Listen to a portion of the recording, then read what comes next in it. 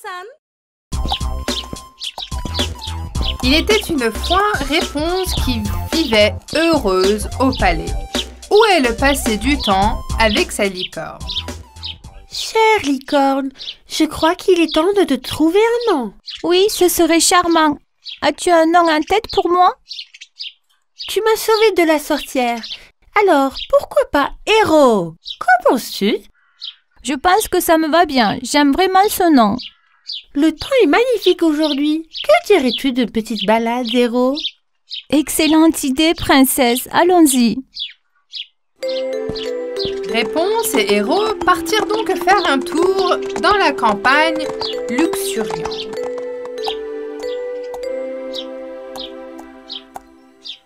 C'est tellement magnifique. Tu peux sentir les fleurs du printemps? Oui, mais je vois des nuages qui arrivent. Il pourrait pleuvoir. En effet, il s'est mis à pleuvoir, mais cela n'a pas entamé la bonne humeur de Réponse. Qu'il en soit ainsi.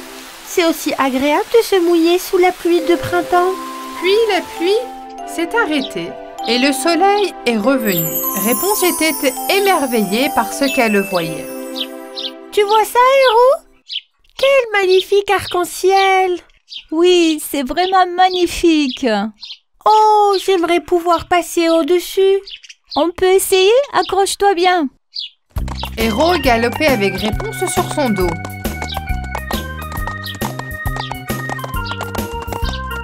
Ils ont réussi à passer sous l'arc-en-ciel. Et soudain, ils se retrouvèrent dans un autre monde. Waouh! Quel est cet endroit? Où sommes-nous? Ce doit être le pays de l'arc-en-ciel des elfes. Mes grands ancêtres m'ont raconté leur histoire.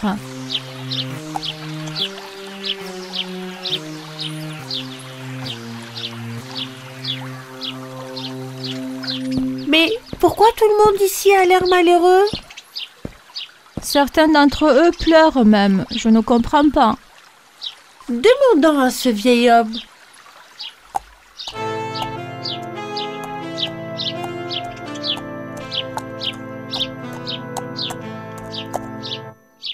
Excusez-moi, pouvez-vous nous dire pourquoi tout le monde est si triste dans votre village? C'est si triste. On ne peut plus être heureux. Vous ne voulez pas savoir ce qui nous est arrivé. Le vieil homme a expliqué que la sorcière du pays des ténèbres avait jeté un sort et transformé leur princesse en lierre. S'ils ne brisent pas le sort, leur princesse sera une lierre pour toujours. C'est pourquoi tout le monde au village est si triste. Je suis vraiment désolée d'entendre ça. Où est votre princesse? On peut peut-être l'aider? Suivez-moi. L'oracle a emmené Réponse et Héros vers le lièvre sur le côté de la maison. Voici notre princesse. Elle s'appelle Lierre Pleureur, car ses larmes ne s'arrêtent jamais. Avez-vous déjà demandé ou fait des recherches pour savoir s'il y a un moyen de le réparer? Le vieil homme a expliqué que pour briser le sort, il fallait prendre la sphère magique de la sorcière. Si la lumière de la sphère se reflète sur le lierre, alors seulement le charme sera rompu et notre princesse reviendra à elle-même. Héros, et si nous allions ensemble chercher cet orbe magique et le ramener au village? Oui, c'est parti. Je ne peux plus supporter la méchanceté de la sorcière. Le vieil homme a été heureux d'entendre cela. Je pense que je vais venir avec vous. J'ai de la magie et pour vous protéger contre les sorts de la sorcière. Êtes-vous un magicien? Je suis un oracle. Je connais un peu de magie, mais je ne peux pas m'occuper de la sorcière seule, car je suis âgé. Alors, allons-y! Ils montèrent sur le dos d'Héros et partirent pour le château de la sorcière. Mais ils ignoraient qu'une paire d'œils maléfiques les observait. Comment ces voyous ont-ils pénétré dans mon sombre pays? Lorsqu'ils arrivèrent au château, Oracle tendit un miroir à Réponse. Ce miroir est magique. Il te protégera des sortilèges de la sorcière. Héros, tu nous attends ici. Fais attention, Rapunzel. Tu es rentrée dans mon château, hein?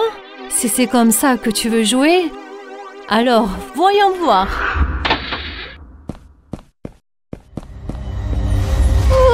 Des chauves-souris! C'est l'accueil de la sorcière. Mais ces chauves-souris ne vont pas du tout aimer cette poudre. Nous devons monter dans la tour du château. L'orbe magique est là. Allons-y! Réponse et Orax se dirigèrent vers les marches de pierre. Tu essaies donc de récupérer mon orbe magique. Viens et laisse-moi voir. Oracle, fais attention! Je t'ai eu! Essayons! Merci, brave fille. Cette fois, la sorcière est apparue devant Réponse et s'est soudainement transformée en dragon cracheur de feu. Je vais bien te brûler! Utilise le miroir.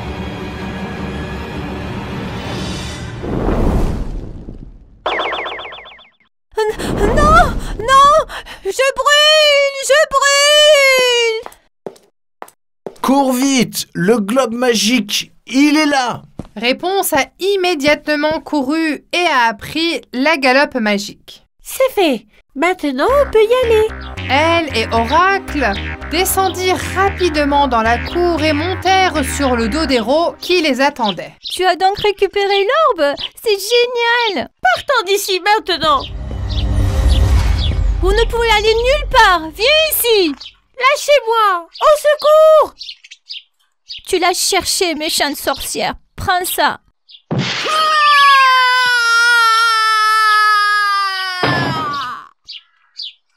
Allez, Héros, sors-nous d'ici! Tu vas voir! Ne t'enfuis pas! Je vais vous détruire! Pendant que la sorcière leur criait dessus, nos héros ont réussi à s'échapper et se retrouver au village des elfes dans la boule magique. Maintenant, nous pouvons faire revenir la princesse à la normale. Oui, ça marche! Alors que les lierres pleures se transforment lentement en une belle princesse, quelque chose d'inattendu se produit. Waouh! Le sphère magique s'est brisé. La sorcière ne pourra plus jeter de sorts. Notre princesse est de retour. Hurrah! Regarde, Héros! La princesse est aussi belle qu'il fait. Les elfes entourent joyeusement leur princesse. Vive notre princesse! Hurrah! Sans vous, nous n'aurions jamais retrouvé notre princesse. Nous vous en sommes reconnaissants. L'oracle raconta à la princesse ce qui s'était passé. La princesse elfe a également remercié Réponse et Héros. Nous sommes si heureux que vous ayez brisé le sort de la sorcière.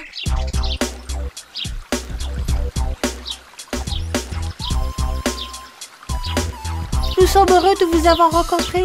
Au revoir. Réponse et Héros prirent donc le chemin de leur maison, bien contentes d'avoir sauvé la princesse.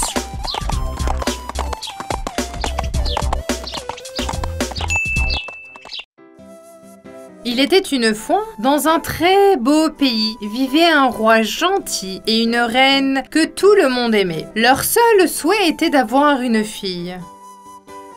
Un jour, leur souhait se réalisa et leur fille vint au monde. Ils organisèrent une fête pour célébrer l'événement. Tous les rois et reines des autres royaumes, tous les habitants de la ville et les 12 fées du pays furent invités. Dans le cadre de la célébration, chacun présenta son cadeau à la princesse nouveau-née. Lorsque ce fut le tour des fées, chacune d'entre elles fut invée en utilisant sa baguette magique. Il y en avait exactement 12 fées.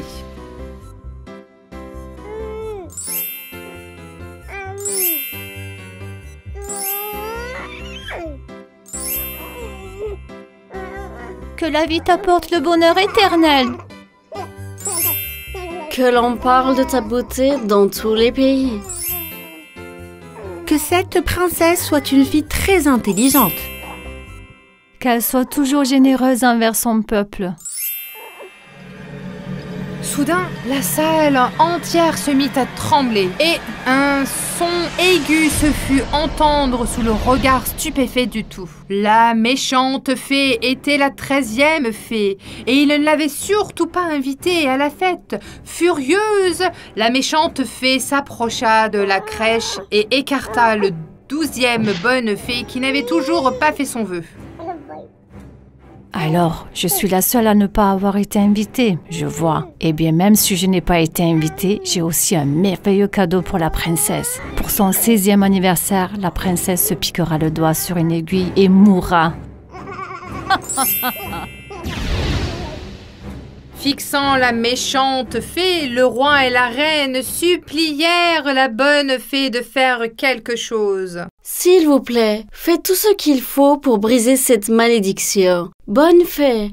Malheureusement, ma reine, je ne peux pas lever la malédiction que la méchante fée a lancée, mais je peux au moins l'alléger. Quand la princesse se piquera le doigt avec l'aiguille, elle ne mourra pas. Elle dormira pendant 100 ans. Elle ne se réveillera que par le baiser d'un prince. C'est tout ce que je peux faire.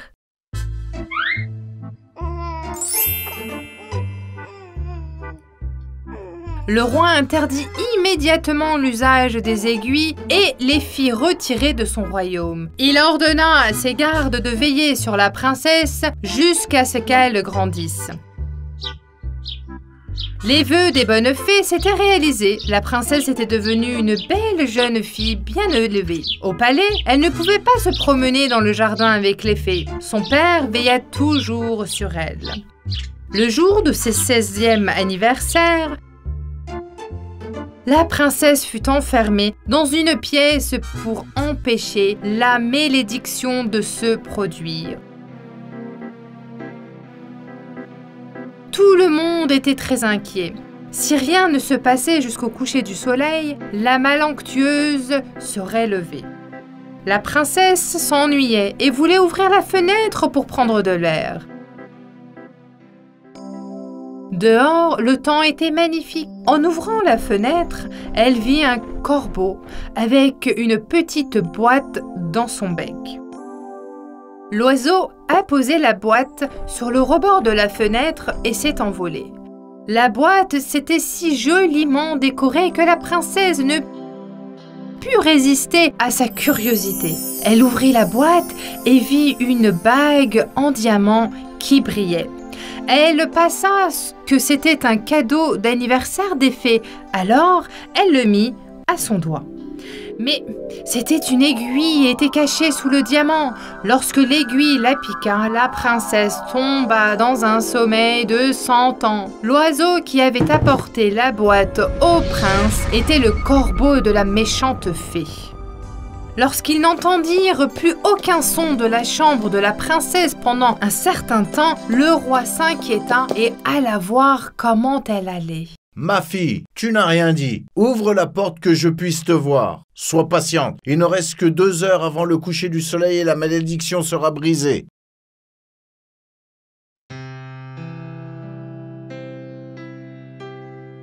Le roi n'obtenant pas de réponse, il déverrouille la porte et entre dans la pièce. À son grand surprise, il trouva sa fille allongée sur le sol.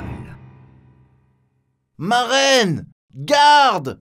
Courez! Ma princesse est endormie! C'est un désastre! Un désastre! »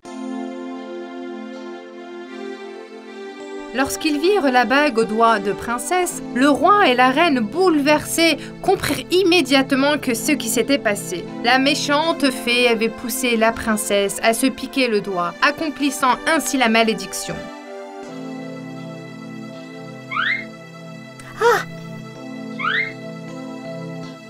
Bonne fée, faites quelque chose, s'il vous plaît. Réveillez-la ou laissez-nous tous dormir et nous réveiller avec elle. Nous pourrons recommencer nos vies quand elle se réveillera dans 100 ans. Comment pouvons-nous vivre sans elle? Pour briser le sort, nous avons seulement jusqu'au coucher du soleil. Nous avons peu de temps, mais je vais le faire. D'abord, mettons la princesse dans un beau lit.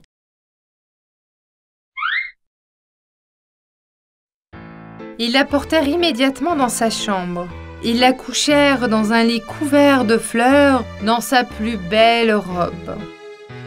Le roi et la reine s'assirent sur leur tronc. Les serviteurs attendaient là où ils étaient. Les oiseaux, les chats et les chiens. Tout le monde était prêt. Et la bonne fée lança son plus puissant sortilège. Que tout le monde dans le palais s'endorme avec la princesse et se réveille avec elle. D'un geste de la main, tout le monde dans le palais s'est endormi. Le palais sera désormais connu comme le palais de la Belle au bois dormant. Au fil des années, le palais fut recouvert d'épices et de vignes. Personne ne pouvait plus y rentrer. De nombreuses années passèrent. Un jour, lorsqu'un prince se promenait avec ses soldats, il remarqua le palais couvert de vignes.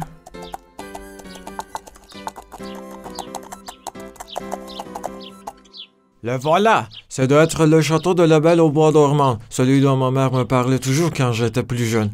Regarde, il est complètement recouvert de vignes. Le roi et la reine sur leur trône et les gens du palais dormaient tous quelque part. Ils étaient tous allongés sans bouger. Il commença à errer dans toutes les pièces du palais, essayant de trouver la princesse. Je vais te trouver, belle princesse. Je vais te sauver. Je vais lever la malédiction. Le prince courait désespérément partout pour essayer de trouver la chambre de la princesse. Finalement, il tomba sur une magnifique porte dans la tour. Il l'ouvrit lentement et trouva la princesse incroyablement belle, endormie sur un lit de fleurs. Mon Dieu, comme elle est belle! C'est comme si elle s'était endormie hier. Ces fleurs sentent encore merveilleusement bon. Le prince n'a pas supporté de voir la princesse dormir comme un ange. Alors, il l'a donné un baiser sur la joue. À ce moment-là, la princesse s'est réveillée. Quand elle vit le beau prince debout devant elle, elle demanda « Que s'est-il passé?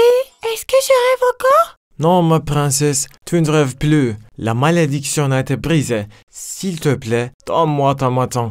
Laisse-moi t'aider à te lever de ce lit.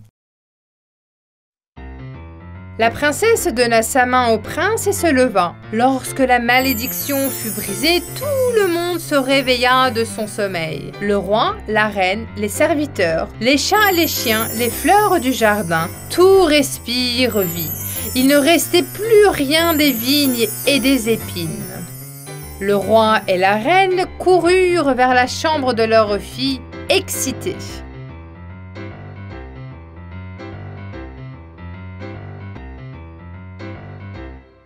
Grand Dieu, quelle belle journée! Je suis si heureux! Ma fille et tout le palais se sont réveillés de leur sommeil. Ils se sont embrassés avec joie. Le prince se mit rapidement à genoux devant le roi. Mon roi, je voudrais épouser votre fille. Avec votre permission, puis-je demander sa main? Mon cher prince, nous sommes très heureux. Je serai honoré que tu sois mon gendre. Ma chère princesse, j'ai attendu ce moment toute ma vie. Voulez-vous m'épouser? Oui! Vous êtes le prince que j'ai vu dans mes rêves. Ils invitèrent toutes les fées et se marièrent en beauté. Ils vécurent heureux pour toujours. Et qu'est-ce qu'il est arrivé à la méchante fée? Après avoir découvert ce qui allait lui arriver, elle s'est enfuie dans un pays lointain.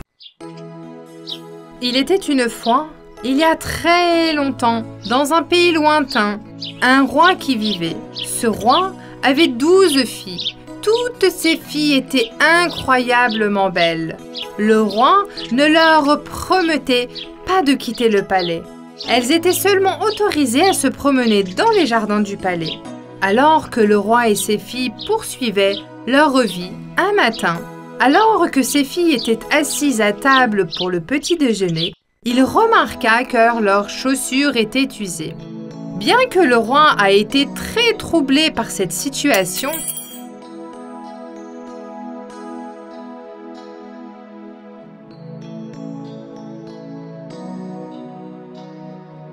il a ordonné à ses serviteurs d'acheter des nouvelles chaussures pour ses 12 filles.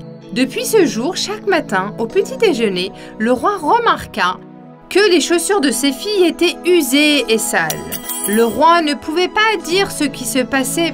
Bien que leurs portes soient verrouillées la nuit, le mystère des chaussures usées continuait. Pour le résoudre, le roi a imaginé un plan très astucieux.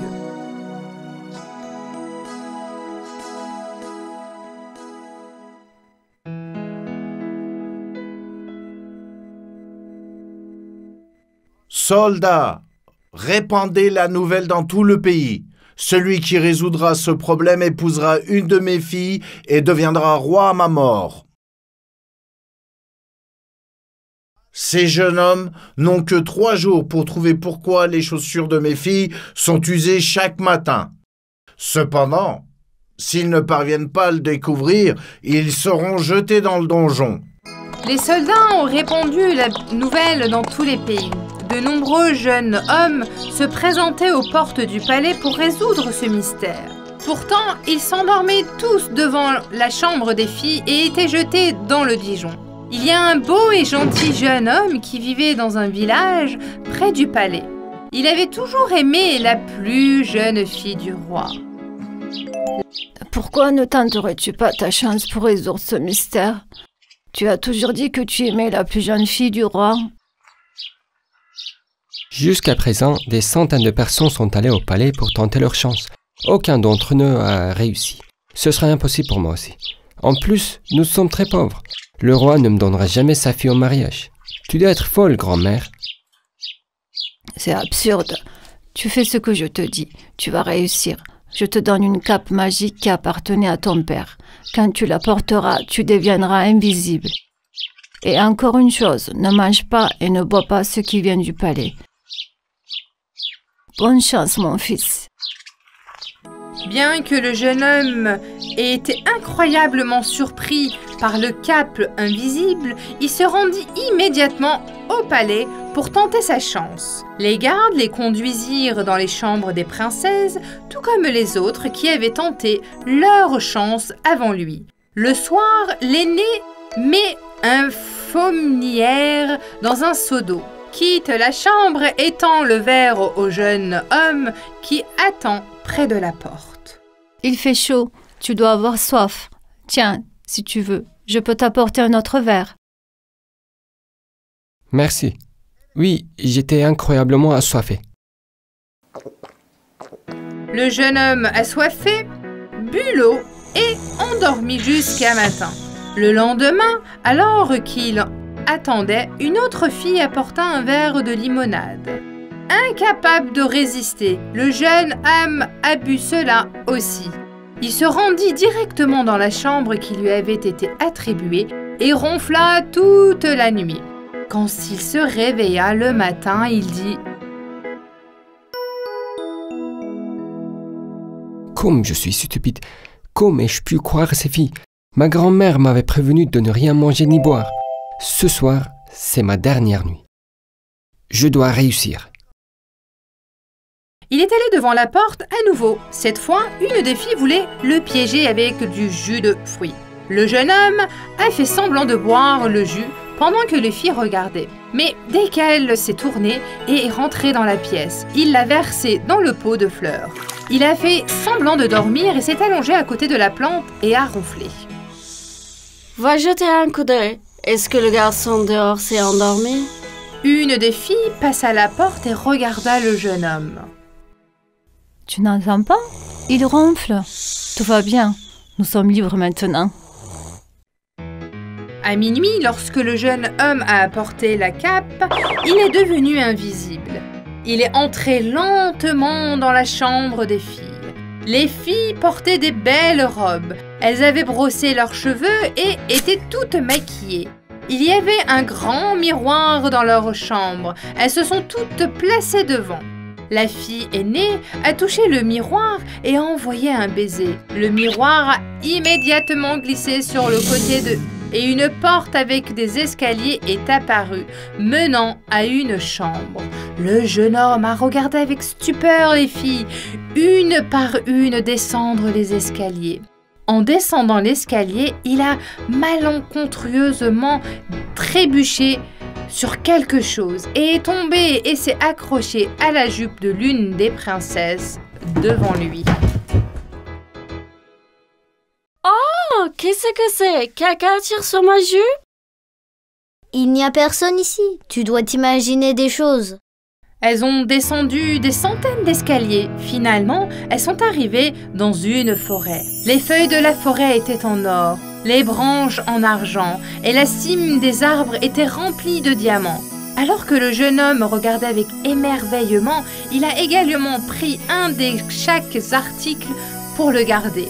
Il voulait des preuves à son retour. Ils ont marché et marché sur un très bel chemin et à travers de la forêt.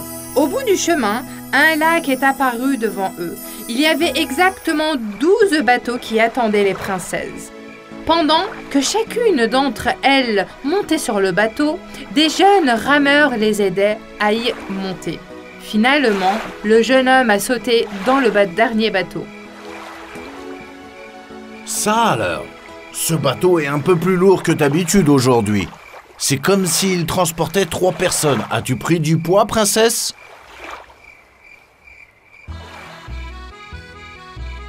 Un palais décoré de magnifiques lumières est apparu sur la rive opposée du lac. On entendait de la musique de partout.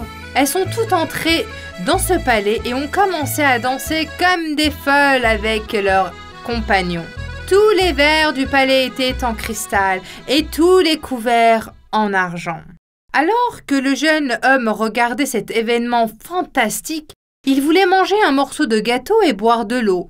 Il n'a pas été remarqué alors qu'il mangeait un morceau de gâteau dans une assiette en or. Mais il a été surpris alors qu'il buvait de l'eau dans un verre en cristal.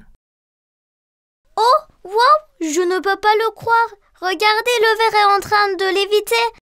C'est comme si quelqu'un buvait de l'eau. En entendant ces cris, le jeune homme a lâché le verre et s'est brisé en 1000 morceaux. Tu t'imagines des choses? Nous sommes vraiment fatigués d'avoir dansé. Tu as dû te cogner contre le verre. Allez, presque le matin, rentrons au palais. Mais... Il était temps pour les filles de retourner au palais. La fille aînée rassembla toutes ses sœurs. Elles retournèrent au palais par le même chemin que celui lesquels étaient entrés avec la jeune homme qui le suivait en permanence. Le jeune homme était ravi d'avoir résolu le mystère des chaussures. Il se présenta immédiatement devant le roi. Votre Majesté, je vous salue respectueusement, Votre Altesse. J'ai résolu le mystère qui explique pourquoi les chaussures de vos filles sont usées au bout d'un seul jour. Chaque jour, vos filles vont dans une forêt magique, se rendent dans un palais et dansent toute la nuit. C'est pourquoi leurs chaussures sont usées. Le roi était choqué par cette nouvelle et ne voulait pas croire ce qu'il entendait. Aujourd'hui était votre dernier jour. Comment pourrais-je savoir que tu ne me mens pas pour être jeté dans le donjon? Monsieur, j'ai beaucoup de preuves. Une branche d'arbre en argent, une feuille d'or, un fruit en diamant et un verre en cristal.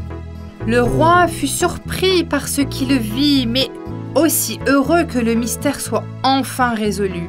Il suivit le jeune homme sur le chemin, se rendit à tous les endroits où ils étaient passés et vit de ses propres yeux que le jeune homme disait la vérité.